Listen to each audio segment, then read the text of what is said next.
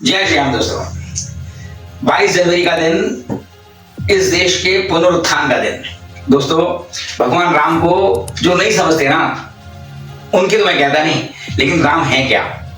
राम इस देश का भाग्य है, राम इस देश का आधार है, राम इस देश की आस्था है, राम इस देश का विचार है, राम इस देश का विधान है, राम भारत की चेतना है, राम भारत का चिंतन है, राम भारत की प्रतिष्ठा है, राम भारत का प्रताप है, राम प्रवाह है, राम प्रभाव है, राम नीति है, राम नीति भी है, राम नित्यता है, राम सत्यता है। दोस्तों, भगवान राम को लोग नहीं समझते ना, जो भगवान राम को नहीं जानते हैं। भगवान राम माने क्या?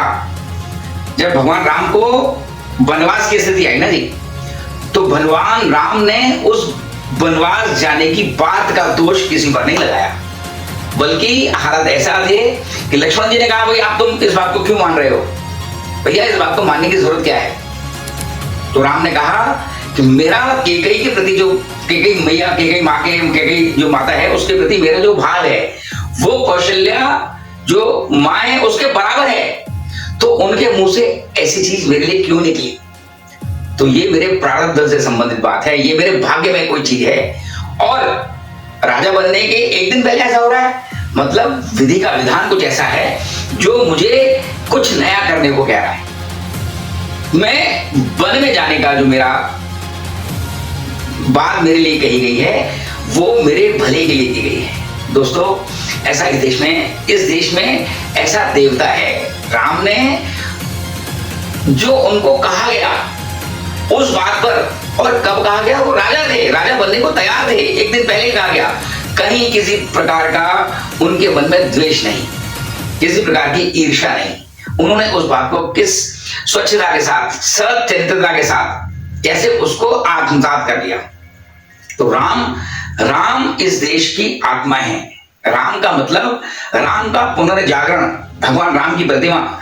ऐसा सुन रहे हैं ना लोग कि जो प्रतिमा बनाई थी योगीराज ने, वो कह रहे हैं योगीराज जी कि जो मैंने प्रतिमा बनाई और जो प्रतिमा प्राण प्रतिष्ठित हुई, दोनों में अंतर आ गया।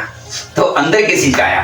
अंतर वो आया प्राण प्रतिष्ठा के साथ उनकी स्थापना का, उनको आत्मसात करने का। इस पूरे देश में ही नहीं वरन पूरी दुनिया में जो राम नाम को जानते भी नहीं थे ना, ऐसे ऐसे जगह पर भगवान राम का नाम पहुंचा है। क्यों? क्योंकि पूरा भारत, पूरी दुनिया में हिंदू लोग हैं, भारतीय लोग हैं, और वो जो 22 जनवरी का दिन था ना जी, वो उस 22 जनवरी के दिन को एक सामान्य घटना के नाते नहीं दिया जा सकता। वो एक ढांचे की बात, ढांचे की उसको जगह वापस आने की बात नहीं, ये सिविलाइजेशनल सांस्कृतिक पुनरुद्धार है। और इसमें आप देखना, जो मैं समझ पा रहा हूं, जो मेरी समझ आ रही है बात, इसमें पूरी दुनिया का हिसाब किताब बदलने वाला है। अयोध्या में आने वाले दर्शनार्थी, और वो अभी तो टूट के नहीं पड़े, रामनवमी आने वाली है, उस दर्शनार्थियों के आने के बाद अयोध्या की स्थिति कैसी होगी? उन सारे लोगों को अयोध्या में कैसे जगह मिलेगी, समाएंगे कैसे इतने सारे लोग? तो उनके लिए आश्रम की व्यवस्था करनी, उनके लिए वहां पर सिटी में ट्रांसपोर्टेशन, उनकी एकोमोडेशन, कहां कहां क्या क्या चीज, ये विधि के विधान के नाते हाथ से निकलेगी चीजें। अभी 25 लाख लोग तो दर्शन कर चुके हैं पिछले 10-12 दिनों। कहां गिनती जाकर रोकेगी? हर तरह की सुविधा वहां चाहिए। भारत में हम ऐसा मानते हैं कि तिरुपति बालाजी सबसे बड़े तीर्थ स्थान है। तो दोस्तों, अभी तो शुरुआत हुई है अयोध्या जी में भगवान राम के मंदिर की। आप जो मैं समझ पा रहा हूं, ये किस हिसाब से बढ़ेगा ना, भारत की आबादी 140 करोड़ रुपए, लगभग 100 करोड़ हिंदू भारत में है। आप अंदाजा लगाओ, दर्शन करने के लिए जाएंगे, हर किसी के मन में उत्कंठा है। हम भी सोच रहे हैं, मेरे मन में भी आ रहा है कि मैं जाऊं, अभी मौका नहीं मिल पा रहा जाने का। जैसे जैसे लोगों के मन में, लोगों को इसकी जाने की सुविधा होगी, वहां पर किस प्रकार का भाव होगा लोगों के अंदर, लोग किस प्रकार के भाव से जा रहे हैं। इस देश में शायद स्वतंत्रता का जो आंदोलन था ना, रात के समय पर स्वतंत्रता मिली हमारे देश में 15 अगस्त को, और उस 15 अगस्त में स्वतंत्रता मिलने के साथ विभाजन की विभीषिका थी, तो उत्साह आधे भारत में उत्साही नहीं ना। लेकिन इस समय पर भगवान राम का जो मंदिर 22 जनवरी को जो हुआ है, उस समय पर आप अंदाजा लगा के देखो कितने लोग टीवी पर बैठे थे, कितने लोग वहां पर अलग अलग जगहों पर डायरेक्ट टेलीकास्ट में बैठे थे, बड़े बड़े मंदिरों में, बड़े बड़े सिनेमा हॉल में डायरेक्ट टेलीकास्ट किया गया, लोगों ने उसको देखा 1 घंटा 1.5 घंटे का समय। कौन सी ऐसी विभूति थी, चाहे वो सामान्य जीवन की, समाज जीवन की, व्यावसायिक जीवन की, संतों की तो बात ही छोड़ दो, जो उस समय अयोध्या में नहीं थे और जो जो जहां बैठे थे। आप देखो, आपने एक बात नहीं देखी सारे में, केंद्रीय मंत्रिमंडल के सदस्यों को कहा गया कि वो अपने अपने राज्यों में रहें जहां जहां थे। माननीय गृह मंत्री जी नहीं थे उस वक्त अयोध्या जी में, वो अहमदाबाद में, उनको किसी मंदिर में जाकर हर केंद्रीय मंत्री वहां नहीं था, हर केंद्रीय मंत्री की ड्यूटी लगी थी। तो जहां केंद्रीय मंत्री अपने लाव लश्कर के साथ बैठा, अलग अलग जगह के लोग बैठे, आप अंदाजा लगाओ कितना व्याप्त था सारा का सारा।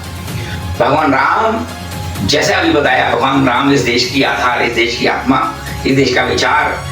और वैसे ही बात अगर हम भगवान राम की करते हैं ना, तो दोस्तों समय बहुत बढ़िया आने वाला है। सनातन, जो सनातन की बात हम कर रहे हैं ना, सनातन पुनर्जागृत है और हर क्षेत्र में जागृत है। तो इस साल में हम भी भगवान राम की बात को लेते हुए, रामनवमी आने वाली है, तो कोई ना कोई ऐसी व्यवस्था सब अपनी करें, कोई ना कोई अपने मन में संकल्प जरूर लें रामनवमी को लेकर कि जी हम भगवान राम की स्थापना हुई है तो हम भगवान राम के नाम से ऐसा कर सकते हैं। दोस्तों बहुत ही बढ़िया समय आ गया है, बहुत ही, हम देखें समय की कल्पना करें तो सब कहां पर स्थिति पहुंच रही है। लोगों का मन, छोटे बच्चों से लेकर हर जगह, स्कूलों कॉलेजों में, हर तरह का व्यक्ति, हर उम्र का व्यक्ति इस सारे काम में लगा हुआ था। तो मैं तो भगवान राम से इसी बात की, आशीर्वाद की बात करते हुए पूरे भारत और पूरे सनातन के लिए ये बहुत फलदायी हो। दोस्तों जय श्री राम।